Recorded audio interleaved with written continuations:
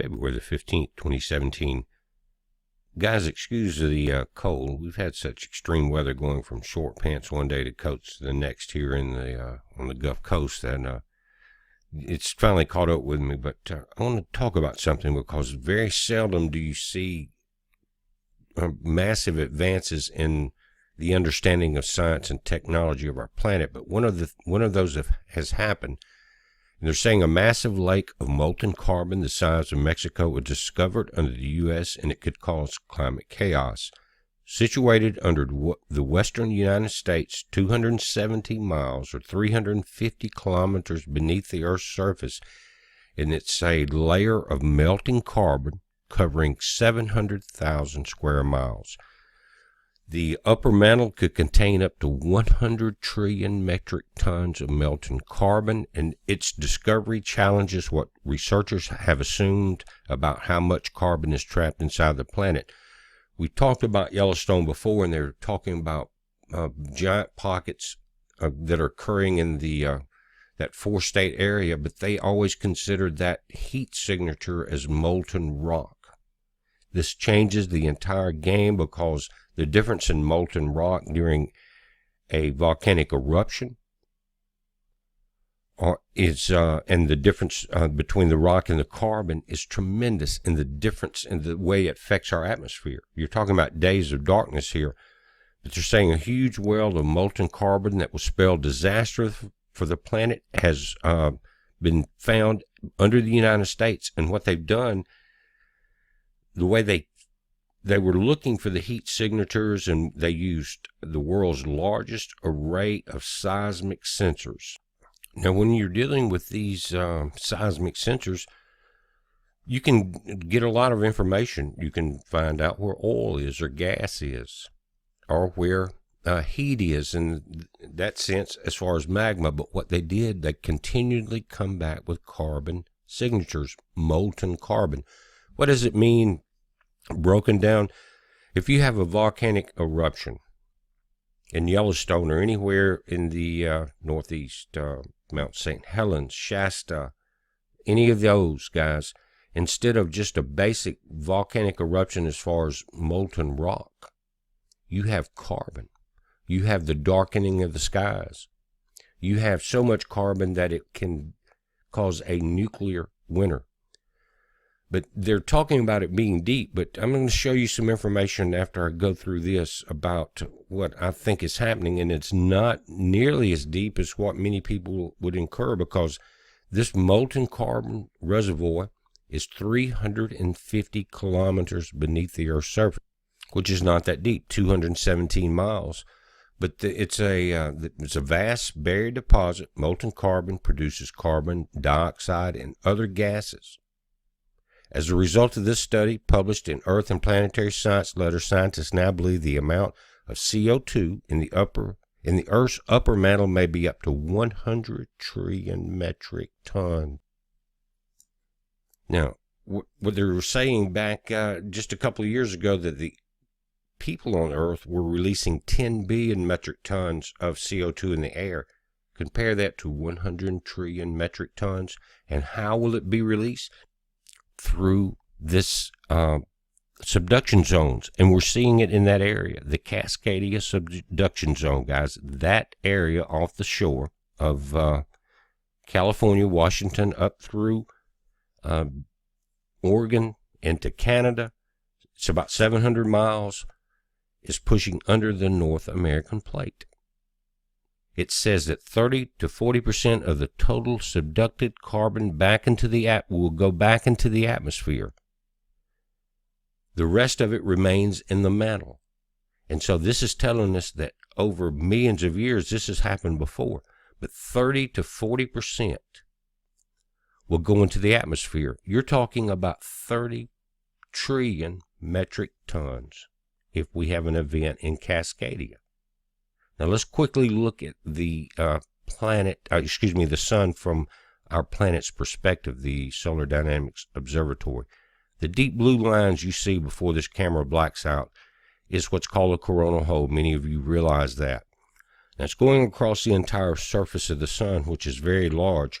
A lot of times we've seen these go from the northern to the southern hemisphere, but what we're seeing here, because the coronal hole will allow the solar wind stream to double from what you're seeing at about 300 to probably 600 to 700, but it says a stream of solar wind is heading for Earth, due to arrive later today, February the 15th, or tomorrow, February the 16th.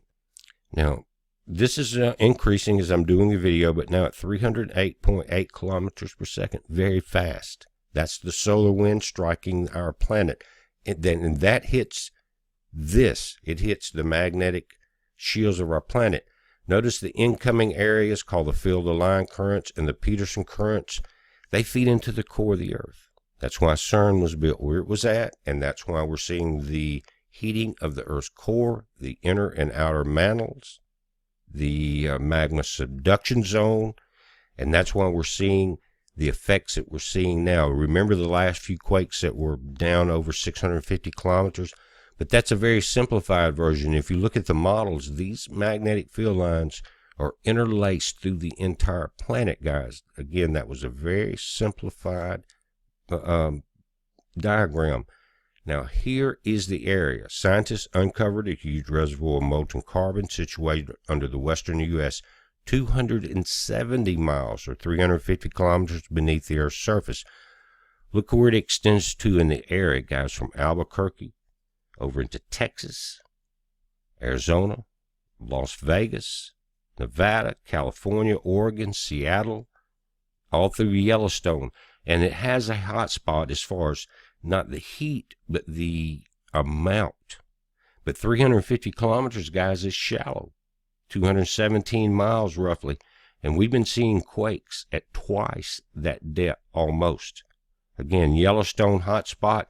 And for the last few years, we've been seeing them report this as magma, but it's not.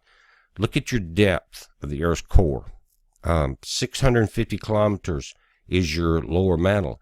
Then you get into 650 and plus, and then 400, you see this on the left, and above 400 is where we're dealing with. That's the shallow mantle.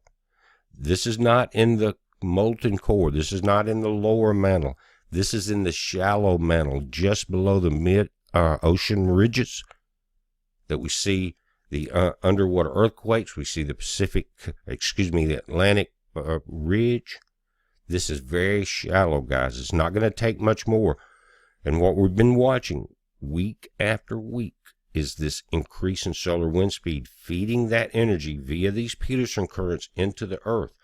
Now, if we look at this, and I'm going to, again, remind you, very shallow. Not down into the lower mantle. They're picking this this carbon melt up very shallow. Now, this is not a temperature map. This is called the melt volume. This is, again, the partially melted carbon found, notice at the bottom, by the Royal team at Royal Holloway. It covers 1.8 million square kilometers. But notice this area where it's red right there. Again, not heat, volume. That is where the most of it's located. So let me impose another map. Just kind of bear with me here. My graphics are not the best in the world. But you can see what we're dealing with. We're going into the Idaho region, right there. That deepest, almost maroon area is above 2.4, probably near 3.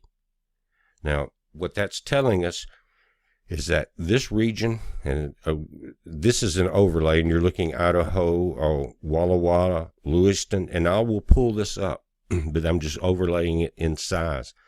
That covers all of this area, not just the Walla Walla, Lewiston, Pullman area that you see in Idaho, Oregon, Washington, right there in that corner.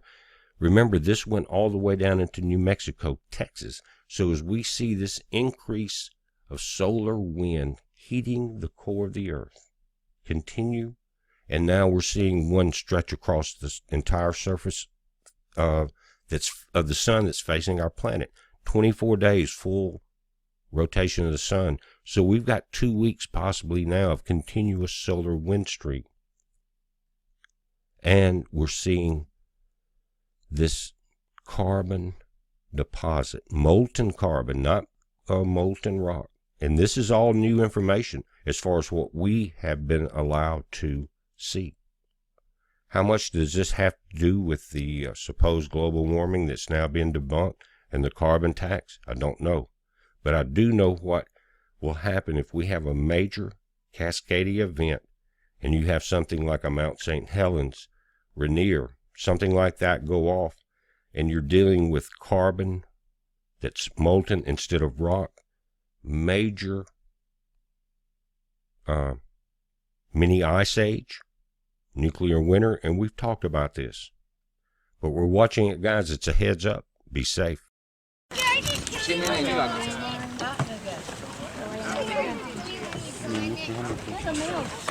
Слушай, ты в какую сторону выставил фильтр? Мне надо в сторону, чтобы выставить.